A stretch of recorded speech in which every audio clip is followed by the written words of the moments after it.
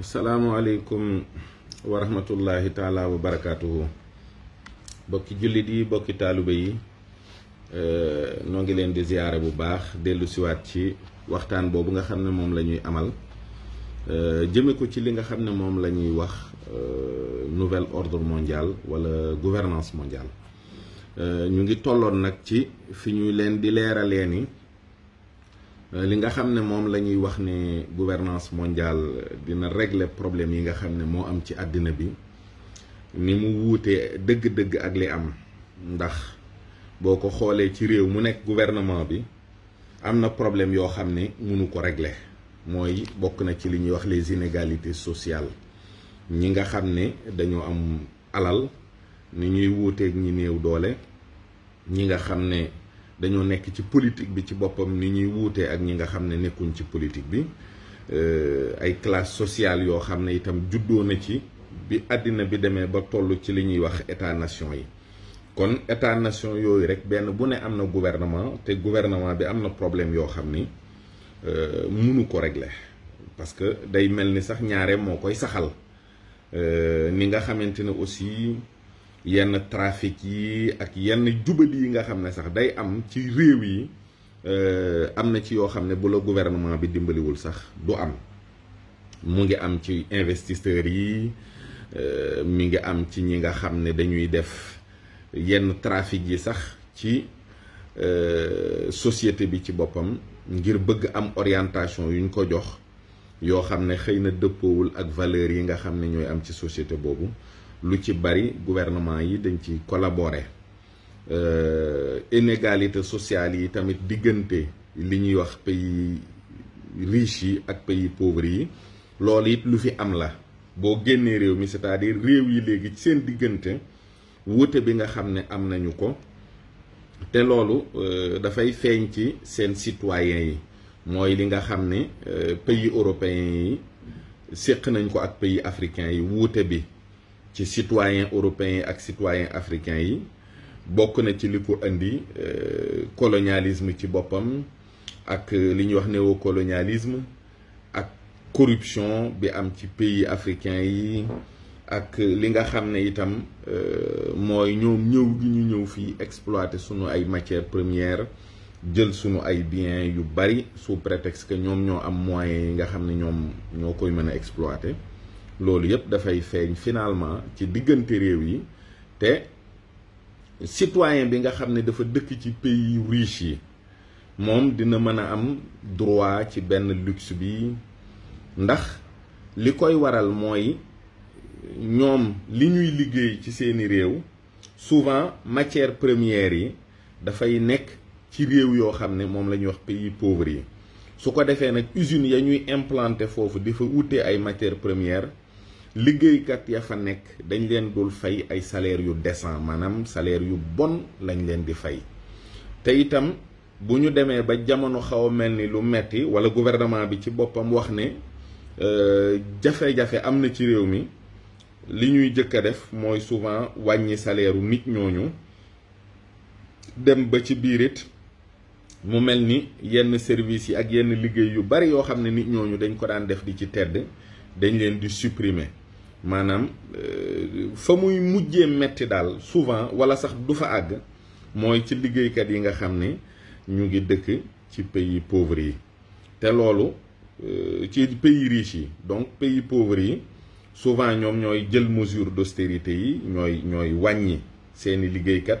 ñooy wàññi seeni salaire. te loolu liñ koy def liñ ci jublu mooy maanaam sàmm intérêt banque yi. te banques yi mooy pouvoir économique bi ba léegi tamit loolu lépp da ngay am da nga koy gis muy am te mi ngi am ci régime yoo xam ne dañuy wax ne ay régime démocratique lañu. donc kon ndax en réalité démocratie boobu amal na njariñ réew yi nga xam ne mooy réew yu néew doole yi. ndax lu ci bëri bu leen réew yu am doole yi bëggee noggatu duñ ci am benn jafe-jafe. tey dañ koy àggale ba ci liggéeykat simple bi nga xam ne mi ngi bokk ci chaîne boo xam ne matière première bi moo ciy jëkk a liggéey souvent usines yooyu ñooy ëpp danger ñi ci jëlee yenn feebar yi dafa bari feebar yoo xam ne pratiquement dañuy xam ne lii c'est incurable. nit ki dina ci liggéey 20 ans waaye bu dundaatee fukki at kéemaan lay doon, dafay faatu. kon lu bari mi ngi dal liggéeykat yi nga xam ne dañoo nekk ci réew yu néew doole yi, te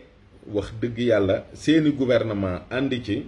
muy lor goo xam ne ak métit moo xam ne gouvernement pays riche yi ak banque yi, muy banque mondiale, muy FMI, muy financier yi de manière générale, ñoom ñoo leen koy teg. am na ñoo xam ne nag maanaam pour ñi nga xam ne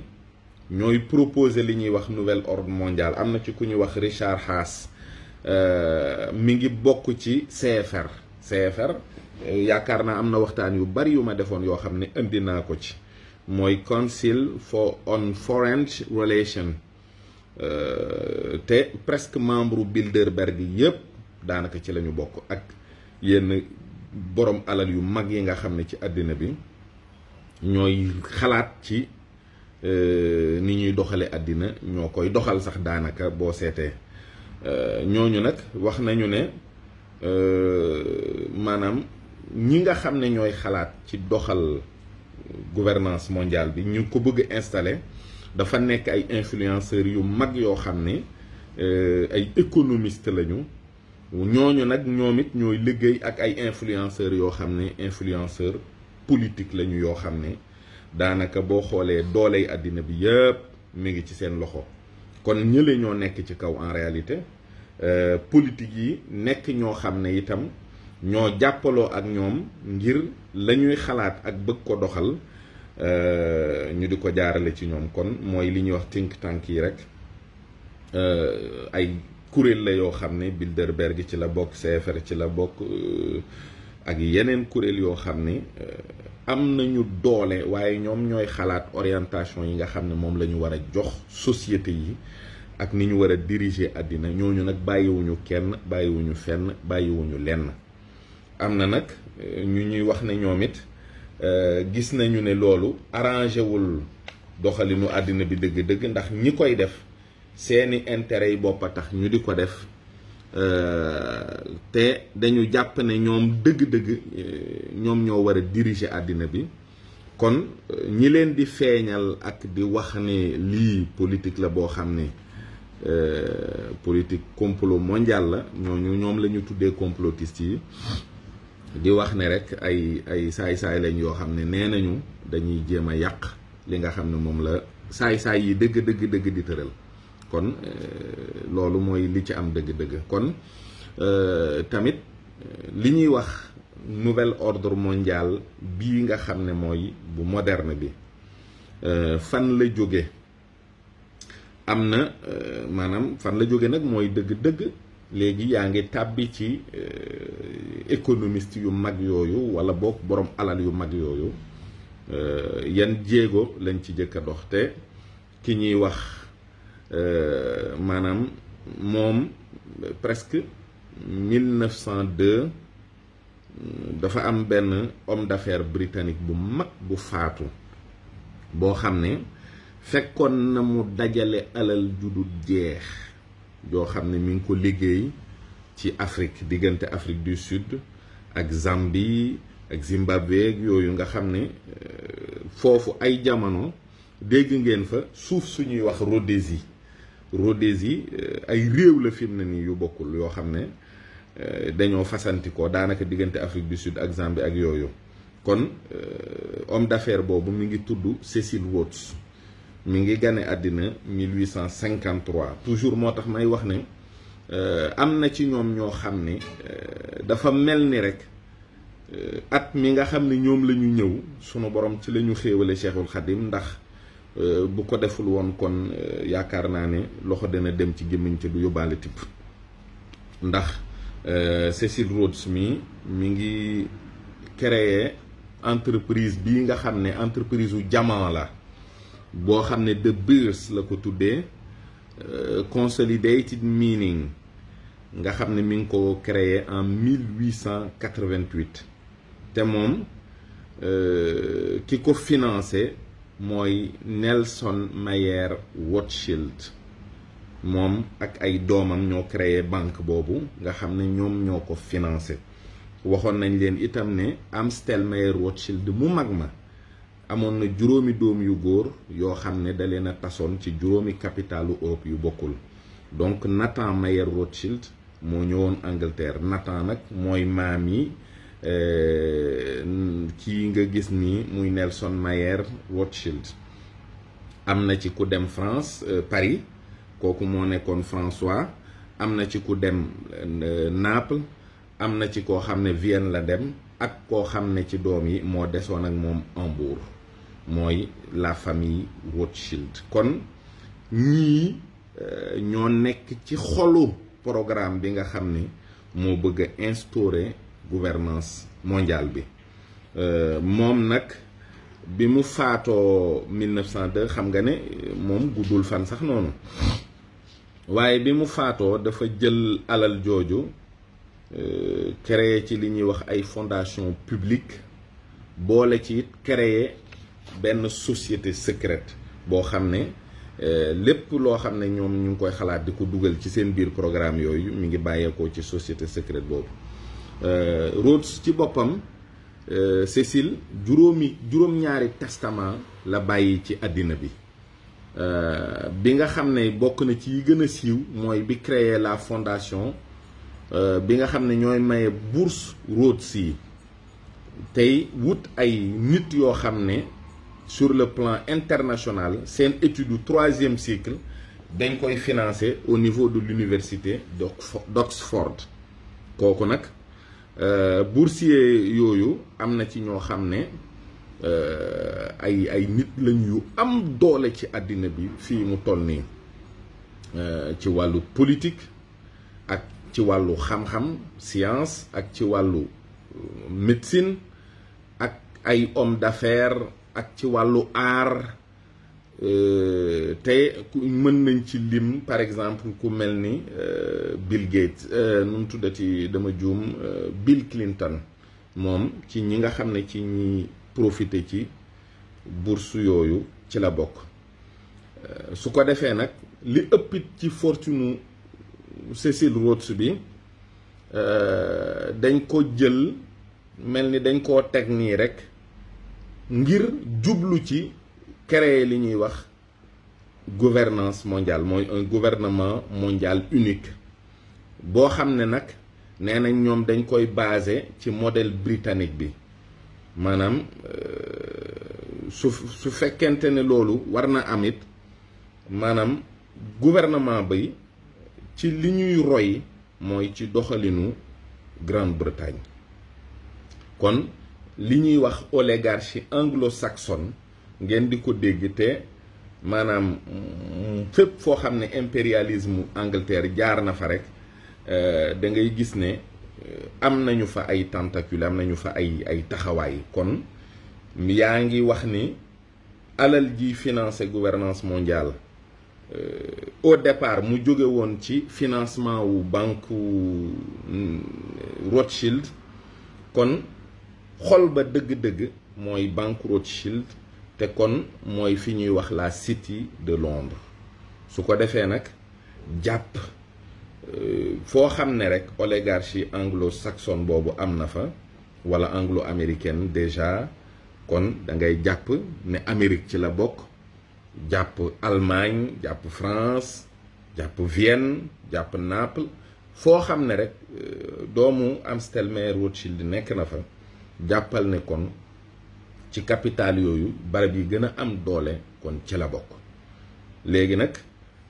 ñoom dañuy liggéey secrètement ak ay dirigeants politiques scientifiques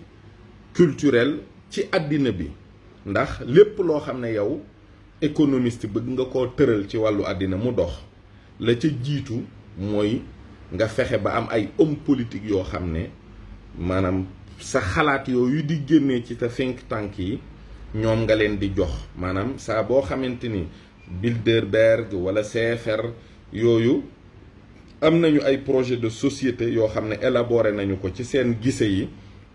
ak seen waxtaan yi ñu yëkkati ko teg ko ci loxo gouvernants yi muy politique yi ñooñu nag ñooy accompagner effort économique bi am, parce que ñii ñoom ñooy financer, ñooñu amuñu problème. Donc financement yooyu day jaar ci fondation yi, jaar ci organisation non gouvernementale bi, jaar ci FMI, jaar ci Banque mondiale, ak fépp foo xam ne xaalis war na faa jóge dem ci réew yi nga xam ne réew yu néew doole lañu ak yu tuuti. jaar aussi ci scientifique yi, loolu mooy dugal li ñuy wax big pharma, maanaam lépp lu jëm ci wàllu pharmacie, wàllu médecine, lépp loo xam ne daal bëgg nañu aussi intervenir ci xelu nit ñi ak ci seen xol ak ci seen yaram. Scientifique yi dañuy appuyer, acteurs culturels yi tamit ci àddina bi dañuy appuyer. Gis ngeen influence bi nga xam ne moom la musiciens yi di am ci politique yooyu, ci seen yëre yi ñuy sol, ci seen courant musical, artistes yi nga xam ne dañuy peinture, ñi nga xam ne dañuy bind ngir am lu ñu def ci xelu nit ñi ci wàllu société. Kon ñoom du ñu bàyyi fenn ci manipulation boobu nga xam ne moom la ñuy def ci société yi, te nga xam ne souvent nit ñi dañuy décrier rôle artistes yi ak li ñuy wax média yi, muy télévision yi, muy rajo yi, muy internet beeg yooyu yëpp. li nga xam ne saa boo cliquer wala nga taal moom ngay jëkk a gis, souvent loolu lépp daf ciy jaar. Ay financement yu énorme nag yoo xam ne ñooy dem ci rajo yi, di dem ci télé yi, di dem ci musiciens yi, ngir lépp loo xam ne ñoom bëgg nañ nga di ko gis ba sa bët miin ko, ba sa xel miin ko, loolu saa su ne da nga koy gis. am na ñoo xam ne dañ ciy nekk, mais dañuy dof-doflu di wane ne ñoom xamuñu li xew, peut-être yëre bi dama ko soloon noonu rek. Mais boo xoolee rôle bi Charles Aznavour joué dans les années 70 en France, ci jàppale góor jigéen yi, mel ni ku nekk seen porte-parole, xeexal leen, di nga comprendre ne lépp ci cadre manipulation rek la. kon loolu nag maanaam ci la ñuy exercer li ñuy wax pouvoir secret. Groupe bi nga xam ne nag moom la Rhodes créé, moo xam ne tamit dafa jàppaloo ak organisation secrète yi, ba tax na am na sax livre boo xam ne bind nañ ko ci lu mel noonu. te livre boobu boo xoolee ki nga xam ne moo ko bind moom ci boppam ci biir la bokkoon, te it dafa jàppoon sax ne lii nekkul loo xam ne lu ñu war a nëbb la, dafa nekk loo xam ne dañ ko war a feeñal, muy la guerre secrète de l'oligarchie anglo-saxonne. kon boo xoolee information yu bëri yoo xam ne dafa lëkkaloo ak programme bi nga xam ne moom la Cecil Rhodes liggéey, dafay nekk ci biir. kon da ci am yoo xam ne organisation secrète lañu, yoo xam ne du ñu am ay identification formelle, doo xam lan moo leen tax a jóg ak dëgg-dëgg lan la ñuy liggéey. donc ñoom li ci des brigade de serrage lay doon, de main quasi mystique, maanaam day nekk ci ginnaaw, ay loxo yu diis lay doon yoo xam ne maanaam day mel ni xamuñu la te xam nañu la, day mel ni gisuñu la te gis nañu la, day mel ni séquñoo ak yow dara te séq nañoo ak yow dara. souvent noonu la ñuy recruter ay nit, noonu la ñuy dugalee ay nit ci biir, noonu lañ leen di joxe alal, noonu lañ leen di liggéeyloo. daanaka doo mës a xam fu ñu gisante ak lu ñu séq ak lu ñu waxante ba tax nit ki am taxawaay bii. loolu mooy rapport yi nga xam ne toujours yenn société secrète yi dañu koy am ak yenn nit ñi. mu nekk loo xam ne ay groupe d'influence volontaire lay doon, ay association yoo xam ne dañuy am benn objectif commun, ñoom ñëpp benn bëgg-bëgg bi la ñuy liggéeyal. waaye nag na ñuy liggéeyee du bokk, ñii dañuy feeñ, ñii duñu feeñ, ñii ña ñuy liggéeyloo sax ñooñu doo mës a xam ne ñooy leen di liggéeyloo wala ñoo nekk ci seen ginnaaw. ñi nga xam ne aussi dañuy tàbbi ci biir société yooyu, maanaam serment yi, li nga xam ne mooy warteef yi ci wàllu noppi ak ci wàllu nëbbu ak ci wàllu bañ a feeñal dara loo xam ne bokk na ci liggéey boobu. loolu ñoom dañuy sàmmonteeg moom bu baax a baax a baax a baax. seeni giseeg yëpp nag souvent ay séminaire lay tudd, ay symposium, ay gise yoo xam ne day am benn nature bu formel nii ci kaw, fekk dëgg-dëgg lay nekk ci biir mooy lii ñu wax, waaye kaw gi dañ naan la c'était du business, nangam atelier de discussion, forum, yooyu yëpp rek yi ngeen tàmm di dégg. kon am na ci ay yoo xam ne li ñuy wax ay groupe consultatif yoo xam ne siiw na ci àddina nag ci ñu xam leen, ci ñuy yëngu ci mbirum gouvernance mondiale boobu, te bokk ci groupe bi nga xam ne moom la Cecil Rhodes créé. am na ci it ay organisation yoo xam ni ak i tur yu bari yu bokkul te noonu la ñuy doxee, maanaam dafay mel ni dañoo tasaaroo ba nga xam ne doo mën a xam kii lim séq kii fan la jaar, kii nan la àndee ak kii. mu mel ni ay jaaro yu duggante la rek yoo xam ne xëy na anoo yi di lonkalante yow doo ko xam. kon la ca digg ba mooy lii ñu leen wax rek ne maanaam lépp boo xoolee mi ngi jóge ci City de Londres, mooy xol bi nga xam ne foofu la mbir mi déparé, ndax dëgg-dëgg financement bi foofu la jóge ci cosaan. kon yi nga xam ne rek mooy société yooyu ak seen taxawaay, li nga xam ne mooy seen yitte ji gën a kawe mooy fexe ba établir li ñuy wax gouvernance mondiale, benn gouvernement mondial boo xam ne benn lay doon. te loolu lépp fi mu toll nii boo xoolee maanaam ñi nga xam ne dañuy liggéey ngir mën a taxawal loolu, moom loolu la ñu tuddee tey nouvel ordre mondial. Nouvel ordre mondial it amoon na bu jëkk ay yu mu feeñaloon ci bi ñuy créer Amérique. gis ngeen seen billet $1 bi li ci nekk, Novus Ordo Seclorum, ak pyramide bi nga xam ne moo ci nekk, ak yooyu yëpp nga xam ne ay signe la yuy wane rek ni ñoom am na fu ñu jëmale àddina. kon Rhodes tamit koo xam ne ku nationaliste bu doy waar la, maanaam dafa nekk koo xam ne dafa gëm ni nit ku ñuul, nit ku weex moo ko féete kaw. Cecil Rhodes mi itam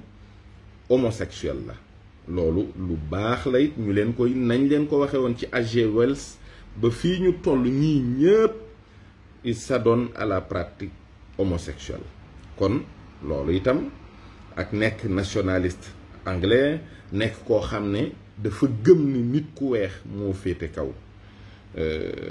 mu nekk nit koo xam ne nag ci jamono yi nga xam ne mi ngi dundinam dafa nekkoon, maanaam dafa nekk nit ku répugnant en réalité. maanaam nit la woon koo xam ne ak bonam wala ak bañam nit ku ñuul wala ak mën a toroxal doomu aadamaam dafa nekkoon loo xam ne dafa jéggi sax dayoo. waaw kon moom it gëm ne culture anglo-saxonne même ci biir tubaab yi mooy culture bi nga xam ne moo féete kaw. te kon Angleterre mooy dëkk bi nga xam ne moo gën ci àddina, te ñoom dañuy nekk ñoo xam ne it ñoom ñoo war a dominer àddina bi, ñoo war a jiite lépp. kon dafa jàppoon rek ne moom maanaam impérialisme Angleterre dominer àddina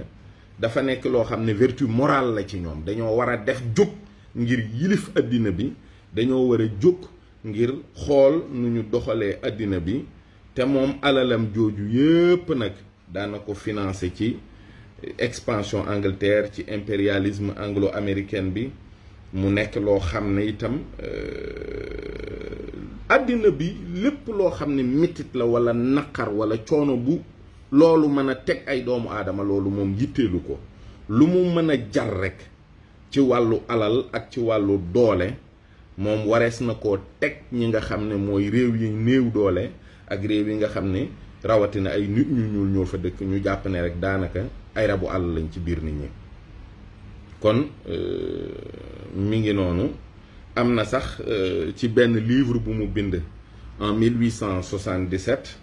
li ñuy wax confession de foi la ko tuddee, dans laquelle il expose sa vision. dafa wax ne je soutiens que nous sommes la plus belle race du monde. Et que plus nous occupons le monde, mieux c'est pour la race humaine. Imaginez les régions qui sont actuellement habitées par les plus méprisables spécimens d'êtres humains. Pourquoi ne devrions-nous pas former une société secrète ayant qu'un seul objectif, la promotion de l'Empire britannique et la mise sous domination britannique de l'ensemble du monde non civilisé pour la récupération des États-Unis par la création d'un seul empire anglo-saxon? Pour faire connaître un tel projet, quelle aide splendide serait une société secrète, une société non ouvertement reconnue, mais qui travaille en secret pour un tel objet. Formons le même type de société qu'une église pour l'expansion de l'Empire britannique. Une société qui devrait avoir des membres dans chaque partie de l'Empire britannique, travaillant avec un seul objet et une seule idée.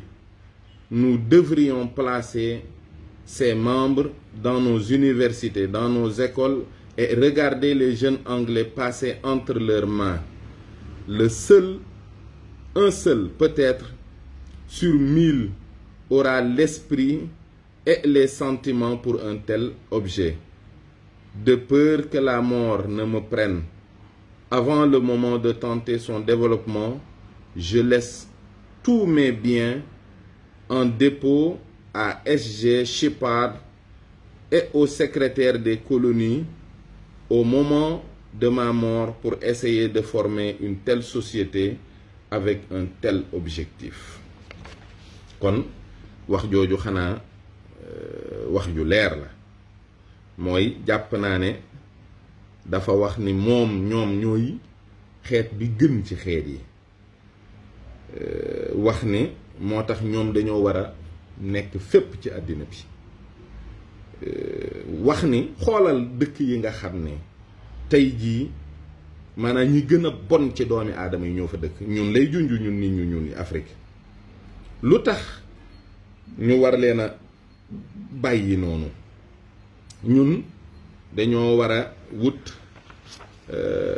société boo xam ne société secrète la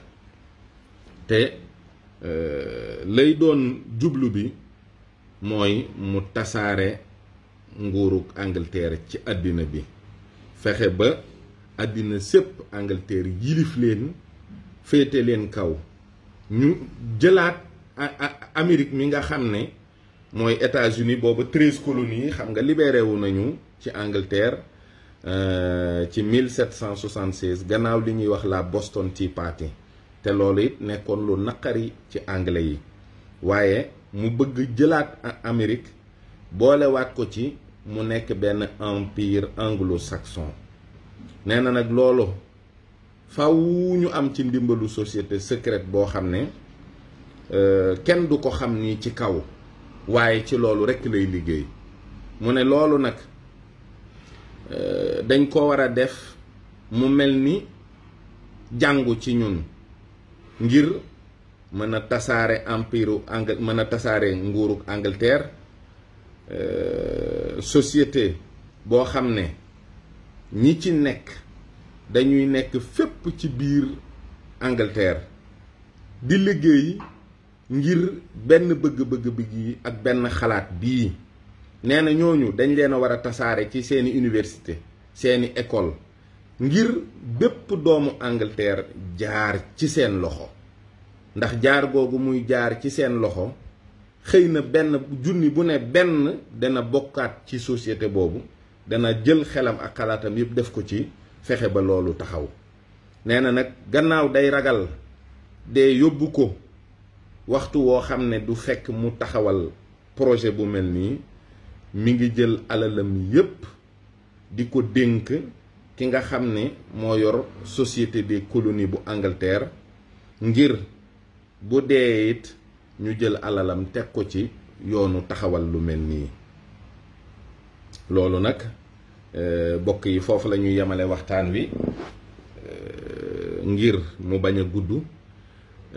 bu soobee yàlla dinañu ci dellusiwaat wéyale liggéey boobu ba keroog muy leer ci sunu bopp ne lii di waaj a xew walla lii jamono tollool lu doy waar la, lu ñàng la, lu mat a ragal la, lu mat a fàggandiku la balaa muy yóbbaale sunu xel ak sunu xol ak sunu diine, balaa mu ñuy fàbbi goo xam ne dootuñ mën a dellu si mukk. salaamu aleykum wa rahmatullahi taala wa barakaatuhu.